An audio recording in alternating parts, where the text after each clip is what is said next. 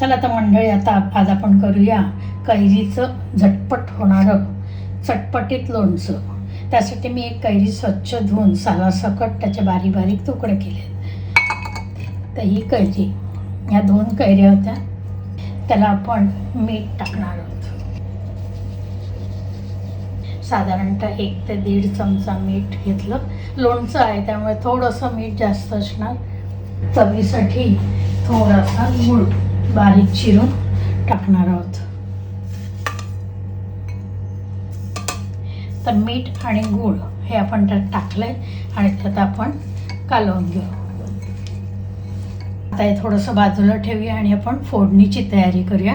फोडणीसाठी आपल्याला लागणार आहे राईची डाळ, मेथीची डाळ, मोहरी, हिंग, हळद आणि तिखट. फोडणीला तेल टाकण्यापूर्वी आपण हे जी मगाशी घेतली होती ती राईची डाळ, मेथीची डाळ छोटा चमचा आहे, राईची डाळ मोठ्या चमच्याने 1 चमचा आहे, ती आपण त्याच्यावर टाकून घेऊ. थोडीशी हळद टाकू. आत्ताच केलेलं ताजं तिखट आहे ते तिखट टाकू. चमचमीत तिखट करायचं आहे त्यामुळे थोडं तिखट जास्त टाकू. मी जवळजवळ 4 चमचे तिखट टाकलं आहे. आता हे असंच राहू देऊया आणि आपण फोडणी करूया. मोठे 2 चमचे तेल घेतलं आहे. लोणचं आहे त्यामुळे थोडंसं तेल लागणारच. चांगलं कडकडीत तापलं पाहिजे. चांगलं तापल्यानंतर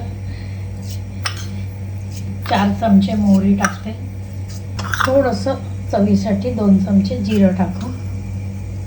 अर्धा चमचा हिंग. मोहरी छान तडतडली आहे. त्याच्यात फोडणी मस्त बसली आहे. कैरीवरचे तिखट वगैरे ठेवलं होतं, हळद तिखट, त्याच्यावरती ही फोडणी घालू. मस्त फोडणी बसली आहे. मस्तपैकी कालवून घेतलेलं आहे. आता ही कैरीचं आपलं झटपट चटपटीत असं लोणचं तयार आहे. तर मंडळी, असं हे चटपटीत कैरीचं झटपट होणारं लोणचं तुम्ही नक्की करून बघा.